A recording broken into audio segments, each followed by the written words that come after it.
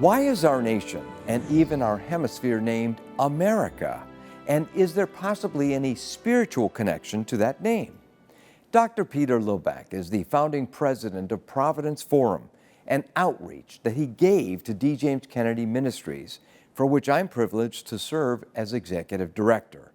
Dr. Lillback comments here at length on the surprising spiritual origins of the name America and, in the providence of God, its potential significance. The name America is quite fascinating. We would think that we should be called Columbia because of Christopher Columbus. In fact, the name Columbia is still seen all across America. Columbus, Ohio, Columbia University.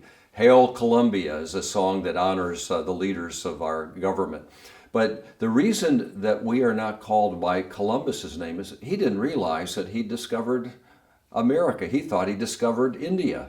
He didn't realize there was a whole continental division and another big ocean when you travel west to get to India.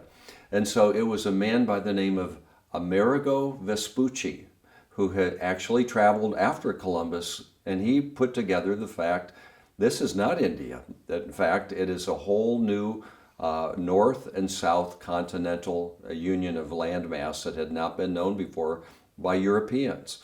And so he got the honor of being the namer or the namesake of the country. There's a man by the name of Waldseemüller, who is a cartographer, who said, we're going to name these new continents after Amerigo.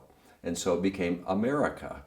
So then, what Christian significance is there? Well, the name Amerigo actually is a form of the German name Emmerich. Amerigo, Emmerich. And you say, where does Emmerich come from? It comes from the German phrase Himmelreich. And you say, what does Himmelreich mean? It means the kingdom of heaven. So Emmerich is a popular name to say you're a kingdom of heaven man. So it's fascinating. America actually is a corrupted form of the kingdom of heaven. Isn't that interesting? And I would say that's a good description of the North and South America. It's far from perfect. There's plenty of corruption here. But in fact, it represents the blessings of the kingdom of heaven coming to America because of the freedoms that come from the Christian tradition, the biblical truth, the moral values. Now, we can't put too much stock in what I've just said to make it the foundation of our beliefs.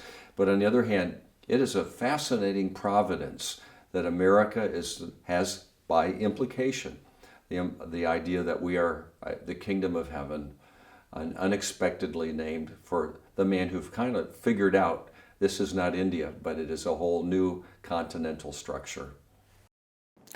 Providence is a fancy name for God, but implied in that word is that God is active in our world, not distant. As Ben Franklin, not an Orthodox Christian, said at the Constitutional Convention, quote, I have lived, sir, a long time, and the longer I live, the more convincing proofs I see of this truth, that God governs in the affairs of men. And if a sparrow cannot fall to the ground without his notice, is it probable that an empire can rise without his aid? End quote. The United States of America has been blessed to have a rich Judeo-Christian heritage that helped give it birth, a heritage that is worth rediscovering and preserving for freedom's sake. For Providence Forum, I'm Jerry Newcomb.